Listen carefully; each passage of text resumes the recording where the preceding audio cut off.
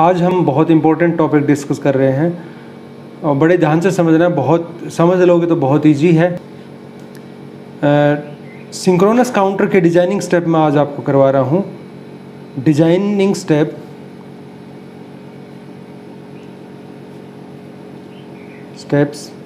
For synchronous counter. Synchronous counter के लिए designing steps आज हम करेंगे, या मैं इसको ये भी बोल सकता हूँ universal method to design synchronous counter. मैंने यूनिवर्सल मेथड क्यों बोला है? क्योंकि इससे आप कैसा भी सिंक्रोनस काउंटर डिजाइन कर सकते हो, चाहे वो कंटिन्यूस सीक्वेंस को फॉलो कर रहा हो या रैंडम सीक्वेंस को फॉलो कर रहा हो, चाहे आप अप हो या डाउन हो, कैसा भी काउंटर हो वो आप इससे डिजाइन कर सकते हो। ओके, तो फर्स्ट स्टेप उसके अंदर क्या है? पहला स्टेप क्या है? पहला स्टेप ये है कि आप ये देखो कि कितने बिट का काउंटर बनेगा। साइज बोलूंगा मैं, size of counter means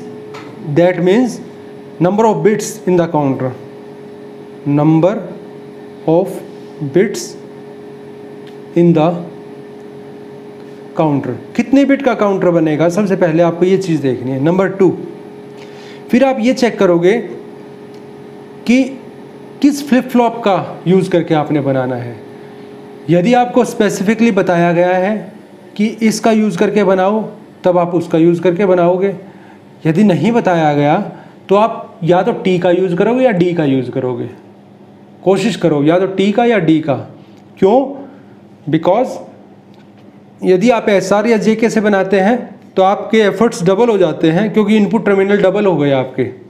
okay, समझ रहे होगे आप? जेके के अंदर 2 इनपुट टर्मिनल हैं, एसआर में भी 2 इनपुट टर्मिनल हैं, जबकि टी और डी के अंदर सिंगल इनपुट टर्मिनल होता है, इसलिए आपका वर्क हाफ हो जाएगा। तो यदि स्पेसिफिकली आपको बोल दिया गया है कि किस से बनाओ, तब आपको उसी से बनाना पड़ेगा जिससे आपको बोला गया है। तो सेकंड पॉइंट क्या है? Flip flop to be used.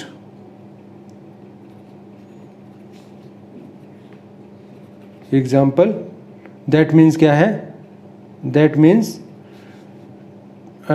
S R और जेके और टी और डी, कौन सा यूज करके आपने बनाना है ये। थर्ड पॉइंट क्या है? Right all the required stages in binary form. Okay, next fourth point क्या है? Using excitation tables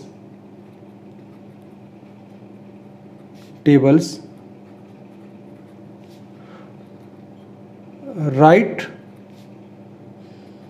the inputs for the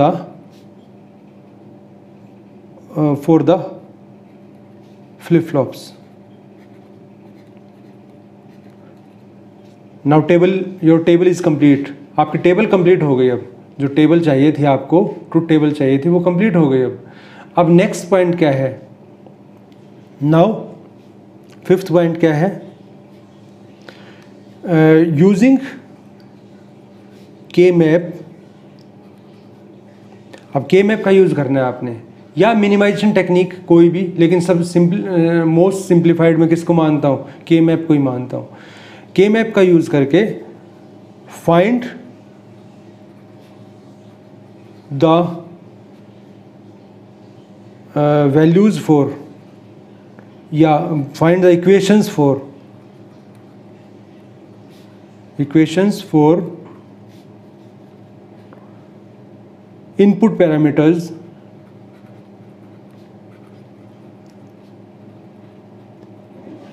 meters of flip flops,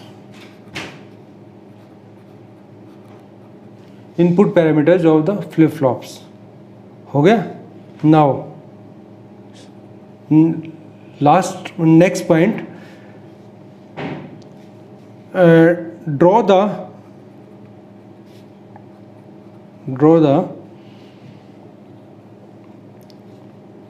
flip flops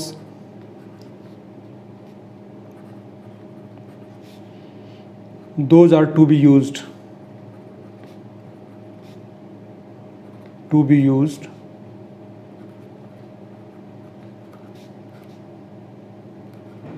from point 2। इस पॉइंट 2 में जो आपने डिसाइड किया था ना कौन सा फ्लिप फ्लॉप यूज करना है वो ड्रॉ कीजिए, और number of flip flops given by point 1 में जितने फ्लिप फ्लॉप बताए गए थे कि इतने फ्लिप फ्लॉप यूज करने, जस्ट आपने वो फ्लिप फ्लॉप ड्रॉ कर लेने हैं, आप वो ड्रॉ कर लो। नंबर 7 लास्ट पॉइंट है, now connect all these flip flops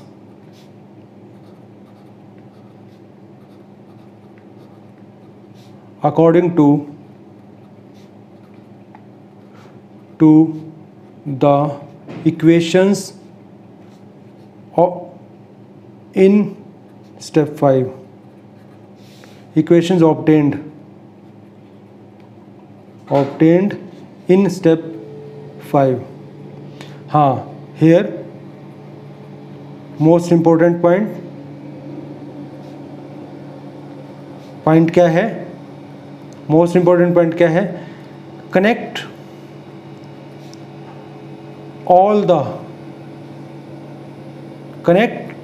clock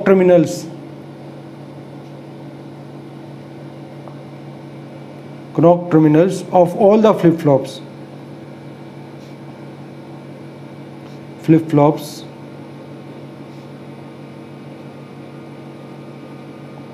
with a single clock। ये मोस्ट इंपॉर्टेंट पॉइंट है। Okay, these are all the designing steps जो आपको फॉलो करने हैं। ठीक है, ध्यान रखना इन चीज़ों को। अब मैं एक एग्जांपल की तरफ आगे बढ़ता हूँ। ये डिजाइनिंग स्टेप्स हैं आपके, इन स्टेप्स को ही फॉलो करूँगा और हम एक काउंटर डिजाइन करेंगे। अब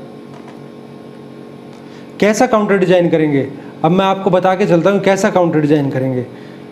कोई भी रैंडम सीक्वेंस में ले लेता हूँ। For example, design A counter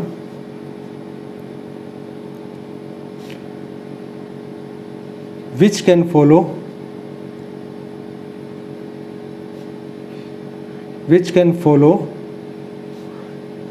the given sequence को जो फॉलो करे। फॉर एग्जांपल, मैं कहता हूँ एक ऐसा काउंटर बनाओ जो पहले 5 पर हो, 5 के बाद 7 पर चला जाए, 7 के बाद वो 1 पर आ जाए, 1 के बाद वो 3 पर आ जाए। ऐसा काउंटर आपने डिज़ाइन करना है, और उसके बाद फिर उसके बाद वो 6 पर चला जाए। फॉर एग्जांपल, आपने एक ऐसा काउंटर डिज़ाइन करना है। ओके, ये आपने काउंटर डिज़ाइन करना है। ठीक है, अब क्या कहोगे इसको? आप काउंटर है डिज़ाइन, आप काउंटर है या डाउन काउंटर है? एक रैंडम सीक्वेंस को फॉलो कर रहा है ये, ना ये अप काउंटर ना डाउन काउंटर, एक रैंडम सीक्वेंस को फॉलो कर रहा है। ठीक है, तो ये ऐसा काउंटर हमें डिज़ाइन करना है। कैसा भी काउंटर डिज़ाइन करना हो तो सिंक्रोनस काउंटर के जो अभी मैंने डिजाइनिंग स्टेप्स बताए थे वो फॉलो करने हैं आपने। कैसा भी, ये जो सीक्वेंस है, this sequence can't be followed by using by asynchronous counter. Asynchronous counter ऐसी काउंटिंग कर ही नहीं सकता। तो ऐसा काउंटर यदि बनाना है तो यदि आपको लिखा हुआ ना भी आए कि सिंक्रोनस काउंटर बनाओ तो भी समझ जाओ कि सिंक्रोनस काउंटर ही बनेगा। एसिंक्रोनस काउंटर बन ही नहीं सकता इसका। एसिंक्रोनस काउंटर कंटिन्यूस सीक्वेंस को फॉलो करता है, रैंडम सीक्वेंस को फॉलो नहीं कर सकता। ध्यान रखना इस चीज़ का, ठीक है। तो सबसे पहला स्टेप क्या है कि आप ये देखोगे कि कितने बिट का काउंटर बनना है। मैं उन्हीं पॉइंट्स को फॉलो कर रहा हूँ जो मैंने अभी बताए थे आपको। फर्स्ट पॉइंट, कितने बिट का काउंटर। तो सबसे बड़ा नंबर देख लो यहाँ क्या है, सबसे बड़ा नंबर यहाँ 7 है। 7 है मीन्स 3 बिट का काउंटर बनेगा। तो 3 बिट काउंटर, सबसे पहली बात हमने क्या बताया, 3 bit counter. Okay. Second point, अभी मैं इसको आपको टी टाइप फ्लिप फ्लॉप से बना के दिखाता हूँ, फिर मैं एक बार जेके से भी बना दूंगा आपको। किसका यूज करके, सेकंड पॉइंट क्या था, किसका यूज करके बनाना है, T type flip flop.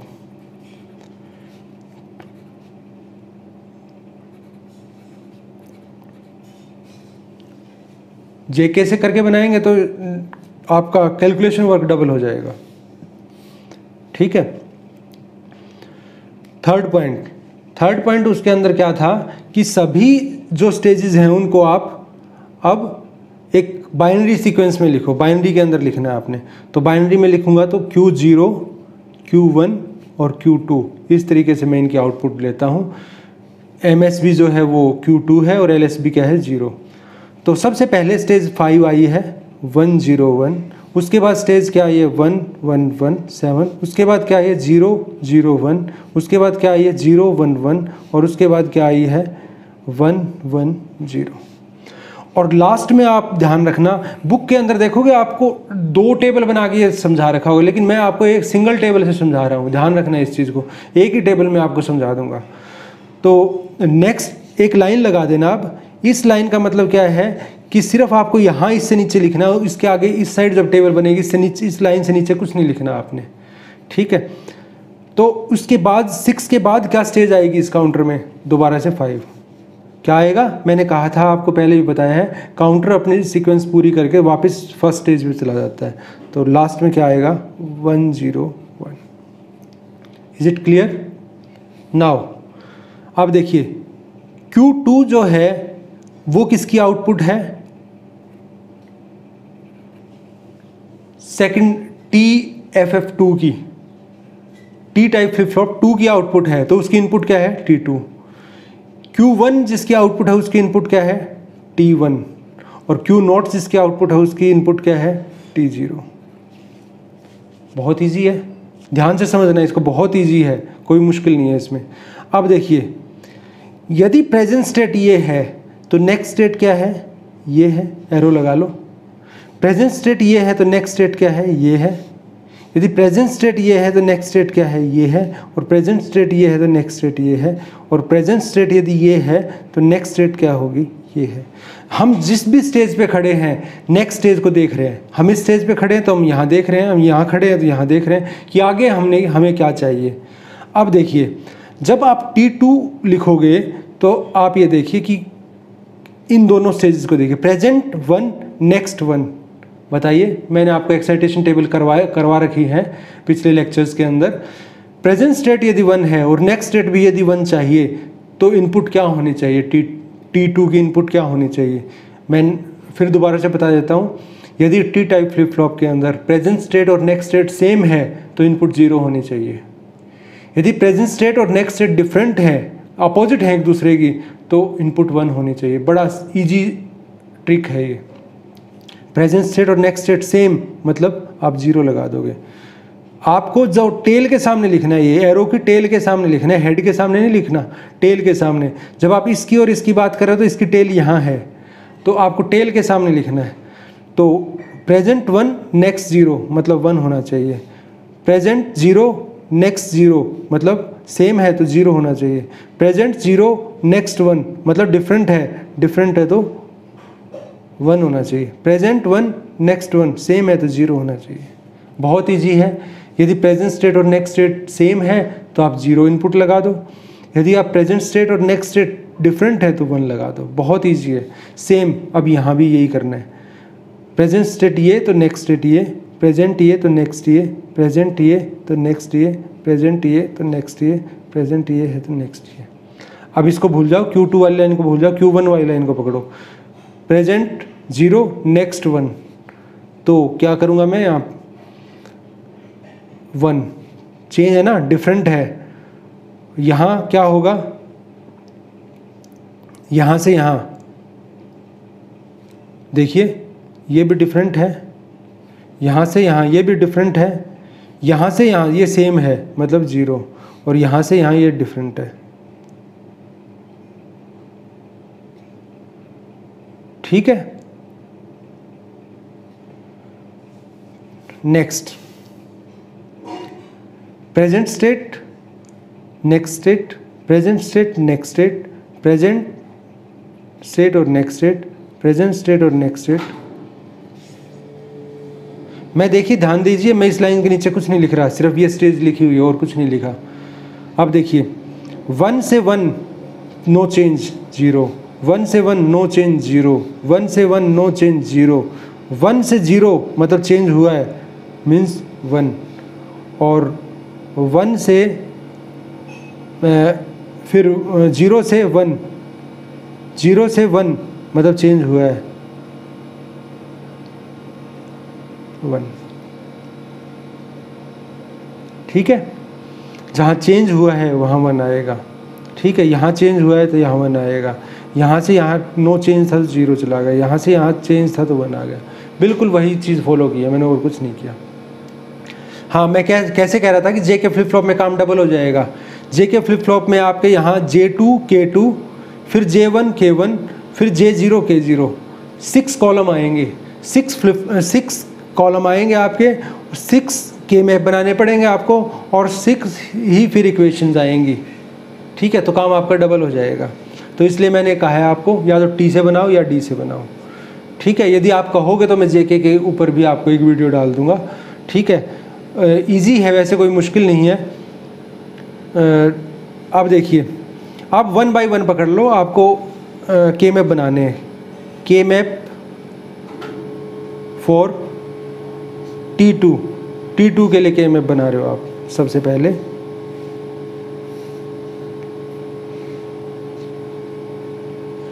Q2 Q1 Q0,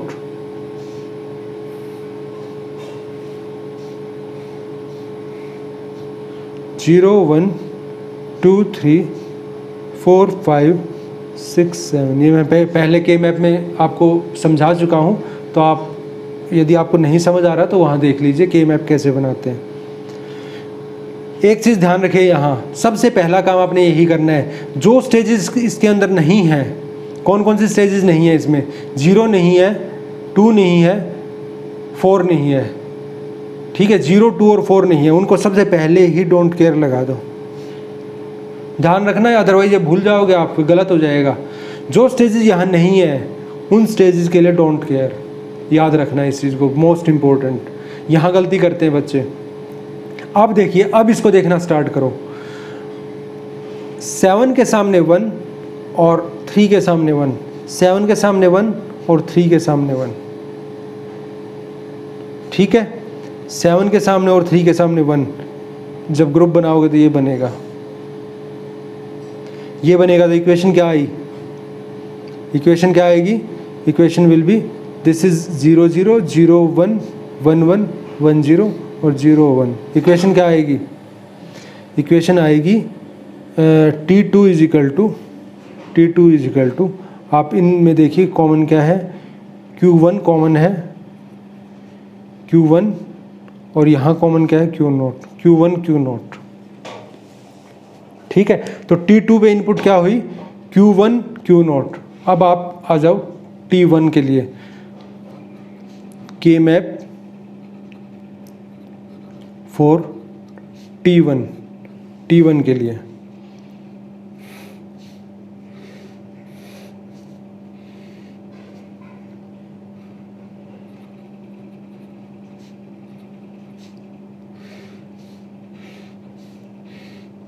ये हो गया 0 0 0 1 1 1 1 0, ये 0 ये 1 0 1 2 3 4 5 6 7। ओके, अब देखिए जो नहीं है यहाँ स्टेजेस, 0 नहीं है, 2 नहीं है और 4 नहीं है, उनके आगे डोंट केयर लगा दो, उनके ऊपर उनमें डोंट केयर फिल कर दो, और बाकी के अंदर क्या आएगा जो इसमें लिखा हुआ है, सिर्फ 3 पर 0 है, बाकी सभी 1 है। 3 पर 0, 3 को फिल नहीं करना, बाकी सभी पर 1 है। बच गए जो, तो 3 के सामने 0 था वो मैंने छोड़ दिया। अब कैसे बनेंगे, 4 का ये बन गया, ठीक है, 4 का ये बन गया और 4 का ये बन गया, 4 4 के बन गए सभी। तो क्या लिखोगे इसके अंदर, T1 इज इक्वल टू कैसे इक्वेशन बनेगी, Q0 बार प्लस यहाँ से क्या बनेगी Q2 plus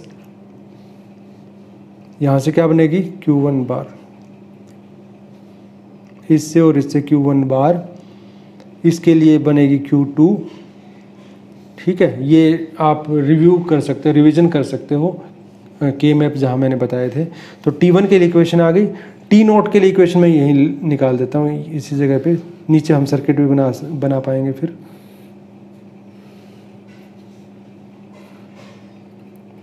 this is Q2 Q1, this is Q0, के मैप फॉर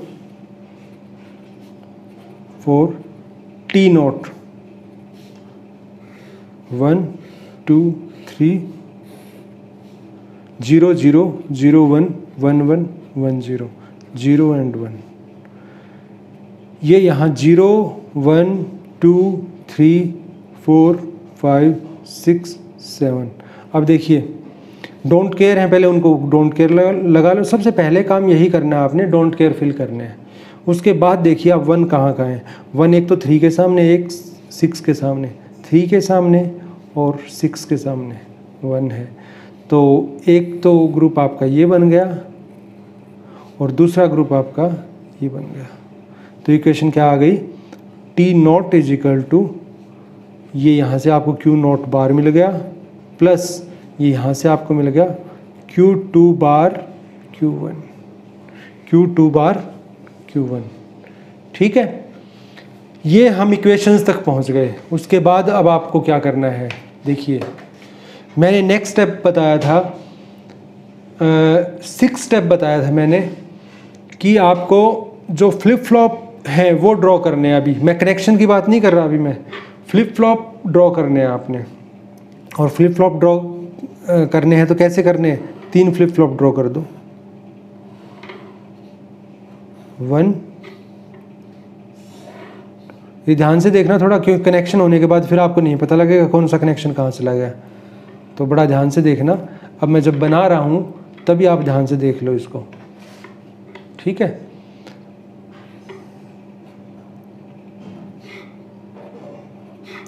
तीनों की क्लॉक मैंने 7th पॉइंट में बताया था, सबकी क्लॉक इकट्ठी कनेक्ट करनी है, मोस्ट इम्पोर्टेंट है, तभी तो वो सिंक्रोनस बनेगा। यहाँ मैंने डिजाइन एक काउंटर लिखा है, यदि मैं सिंक्रोनस ना भी लिखूं तो ये सिंक्रोनस ही बन सकता है, सिंक्रोनस तो बन भी नहीं सकता ये वाला, ठीक है। अदरवाइज मैं डिजाइन एक सिंक्रोनस काउंटर लिख दिया मैंने यहाँ, ठीक है। Preset clear, preset clear, preset clear, preset clear, okay. हम यहाँ पहुँच गए, हमने सभी के कनेक्शन कर लिए। बेसिक मैंने फ्लिप फ्लॉप बना दी। किसका नाम आप फ्लिप फ्लॉप 0 किसको मान रहे हो, 1 किसको मान रहे हो, 2 किसको मान रहे हो, आपकी मर्जी है, कोई फ़र्क नहीं पड़ता इससे आप किसको क्या मान रहे हो।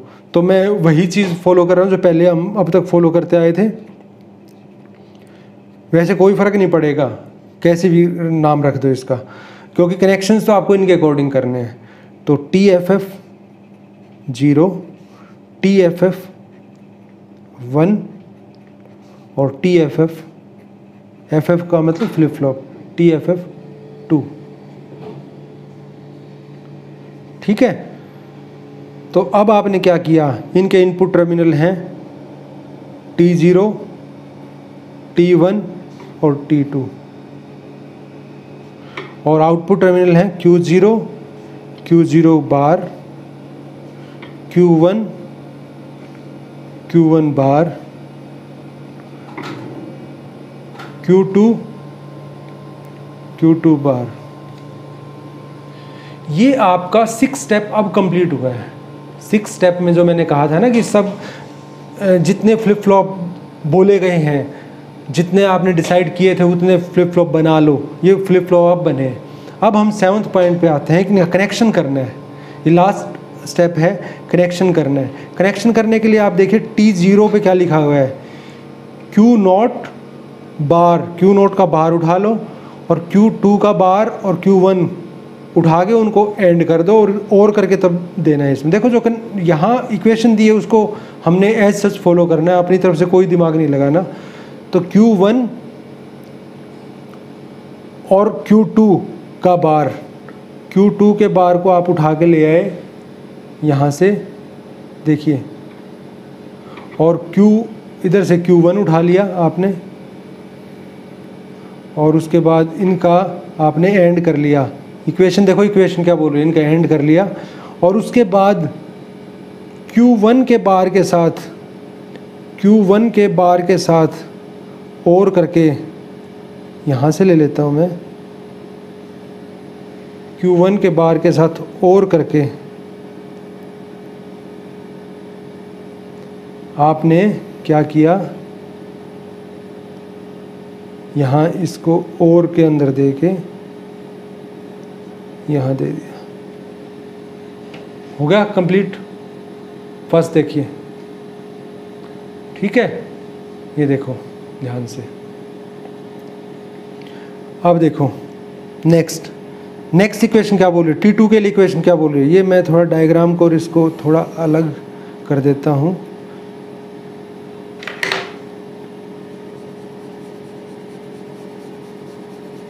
इससे ऊपर आपका कैलकुलेशन पार्ट है, इससे नीचे आपका डायग्राम है, ठीक है। अब नेक्स्ट क्या बोलता है, नेक्स्ट इक्वेशन क्या बोलती है, T2 के अंदर क्या जाएगा, T1 का देख लेते हैं पहले। T1 के अंदर क्या जाएगा, Q0 का बार, Q2 और Q1 का बार, क्या क्या जाएगा, इन सब का और होगा।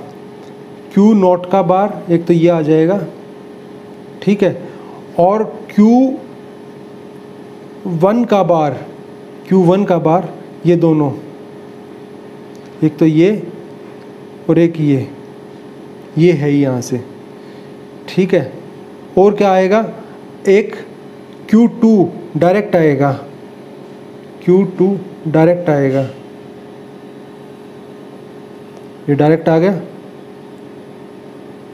तो मैं क्या करता हूँ,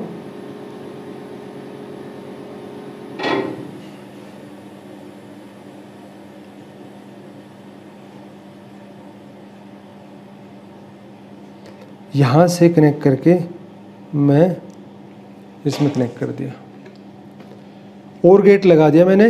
इस और गेट के ऊपर Q0 बार दे दिया, Q2 का बार दे दिया और Q1 का बार दे दिया और Q2 डायरेक्ट दे दिया। जो इक्वेशन में बोला गया मैंने वही काम किया। नेक्स्ट T2 के ऊपर क्या आएगा, T2 के ऊपर आएगा Q1 और Q0 का एंड होके, Q1 और Q0 का एंड होके आएगा। Q1 तो मैं यहाँ से ले आऊँगा,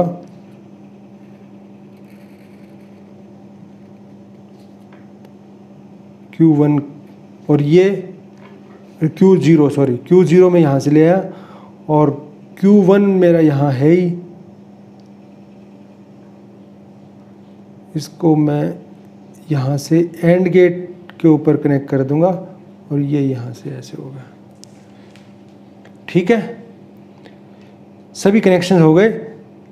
तो मैंने क्या करना है कि सारे फ्लिप फ्लॉप जो बताए गए थे उतने फ्लिप फ्लॉप ड्रॉ किए। ड्रॉ करने के बाद मैंने क्या किया, जो इक्वेशंस ने बोला, इन तीनों इक्वेशंस ने बोला, वो इक्वेशन के अकॉर्डिंग उनको कनेक्ट कर दिया। साथ में ये चीज़ ध्यान रखी, क्लॉक तीनों की इकट्ठी कनेक्ट कर दी, ये बड़ा इंपॉर्टेंट चीज़ है, वो ध्यान रखी। और उसके बाद क्या है, मैं आपको एक बार इसका फुल व्यू दिखा देता हूँ।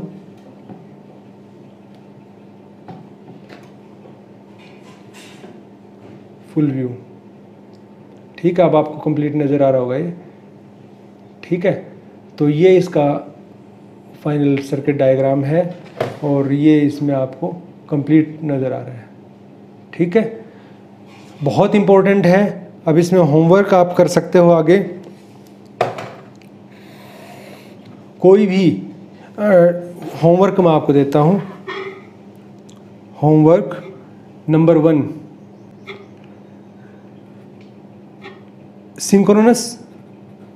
Synchronous decade up counter. ऐसा काउंटर बनाना है जो सिंक्रोनस काउंटर बनाना है जो 0 से लेके 9 तक काउंट करे। नंबर 2 क्या है? Synchronous decade down counter. Important है, ये आ जाते हैं। सिंक्रोनस बनाना है, एसिंक्रोनस हम एसिंक्रोनस वाले में कर चुके हैं। डाउन काउंटर मीन्स जो 9 से 0 तक काउंट करे, ठीक है। आज के लिए बस इतना ही। Thank you.